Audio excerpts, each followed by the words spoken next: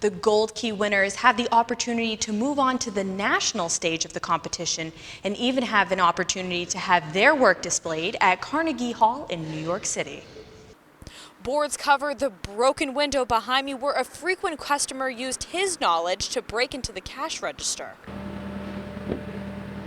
And even though it may not smell too great, it's very important for people to compost, especially for the environment. But people also need to remember to only compost food and food-based products.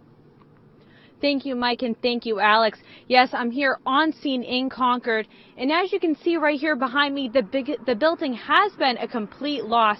When I arrived here at about 11 o'clock this morning, I saw how intense that the flames got and how dense that the cloud was of smoke.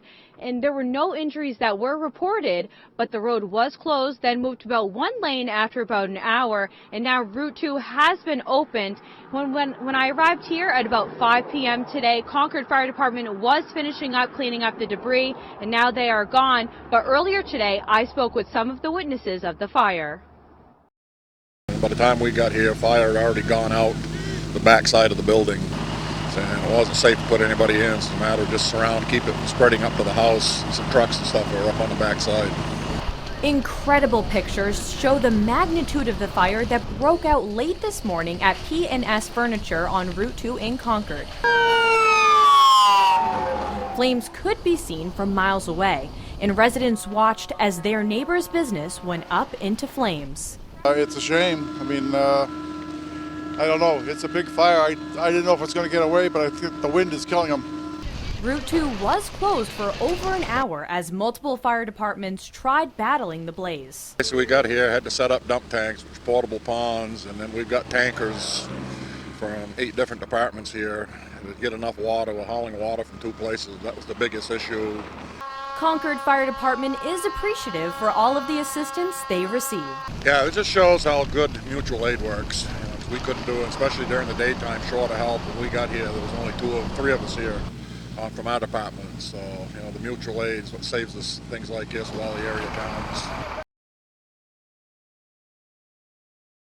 New Hampshire is known as being one of the most important states for the primaries. It's cool that we get to go first, so to speak. We're just after Iowa, but this is the first time it's actual votes and not a caucus, and I'm very interested to see what happens tonight. The New Hampshire primary gives early momentum to those who do well, which also brings donors and media attention, which are both crucial for the rest of the primaries. Given what's going on in Iowa, I think people got an eye-opener that this really does matter this time around. I mean, everything was polled out, but not quite accurate to the polls, and I'm not surprised that the same thing happens here in New Hampshire. One of the main reasons why New Hampshire is so important is because of its early voting, just like Iowa, which also brings a lot of attention, but everyone's votes around the country still matter. It's really important this year. The divides are so wide, and the character of the candidates is very varied this time around. It's very energizing to think that you can be part of a process like this in your country. Hard work is paying off for the Linden Institute baseball team, who is 3-2 this season.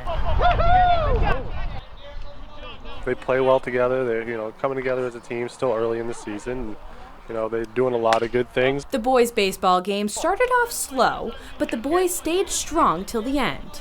The game showed how hard the team has been working so far this year. Good night, JJ. They've definitely grown as a team. I think they got a lot of leadership this year from last year's group, and they're definitely. I think they're going to go far this year. They're going to be contenders in the end. This year, the softball team has also seen positive influences from their new coaches. This is their second year. I think anytime you're new to a program, there's a little bit of a learning curve. So they've obviously made the adjustments too. That's going to be a positive thing for the outcome of the season. And it sure has been a positive season so far, with the girls being 3-0. Witnessed an outstanding game.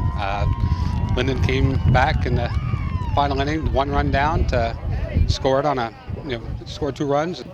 Being successful has not come easy, as the girls have been working hard before and during the season. A lot of girls spent a lot of time on Sunday mornings getting prepared for this season. With softball, And baseball, still fresh in the season, both teams have a lot to look forward to. Reporting for the Vermont Center for Community Journalism, I'm Alexa Richard in Linden. Outside of the political arena, Lisman is an avid walker and sometimes trekking over 20 miles a day. Vermont's gubernatorial primaries will take place this August. Lisman is challenging Lieutenant Governor Phil Scott for the Republican nod. Hillary Clinton has a double-digit lead over Bernie Sanders in New York, according to a Monmouth University poll. Clinton's polls are much better among African American, Hispanic, and non-white voters. But this only seems to fuel Sanders' campaign. A report from the Vermont Occupational Safety and Health Administration says the death of a former Vermont state trooper was accidental. 28-year-old Kyle Young was in top physical health and was 10 minutes faster than the other 4 applicants taking the test. An autopsy concluded the death was accidental and was a result of a heat stroke. Some Lyndonville residents are still dealing with a boil water notice. According to Public Works Director Joe Dauphin, a water main break occurred on Speedwell Drive Saturday evening, making the water cloudy. Residents say while the water looks normal as of today, the water is still officially under the order. While having tainted water is inconvenient, one resident is looking for the positives, not the negatives. Reaction tonight from the state regarding the Q Burke Hotel situation. The Agency of Commerce and Community Development is facing criticism for its role in the EB5 financial mess.